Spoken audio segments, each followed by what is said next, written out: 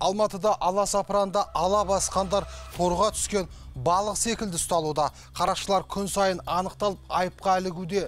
Барлығы дерлік бүлінгеннен бүлдіргі алғандар, ұрлыққа барғандар десек болады. Тағы бір осындай оқиға Алматы қаласында тіркелді. Жеңіл дүниеге әуестенгендердің жазасы жеңіл болатынына сену әсте қиын.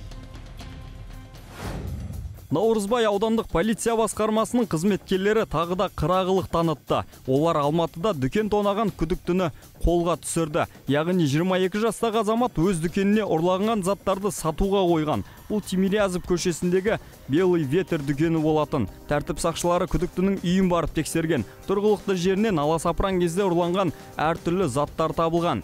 7 ноутбук, 12 ұялы телефон, 3 флеш-карта, 2 колонка, 2 жұп құлаққап және телефонға арналған аксессуарлар тәркіленді. Жауап алу барысында күдікті өз кінәсін толықтай мойындады. Белый ветер техникалық дүкенінен ноутбук, телефон алдым. Қылмыстық іс әрі қарай тергеу үшін Бостандық аудандық полиция басқармасына жіберілді. Ал енді полицейлер оның сыбайластарын іздеуге кіріскен. Қазір күдікті уақытша изоляторына қамалды.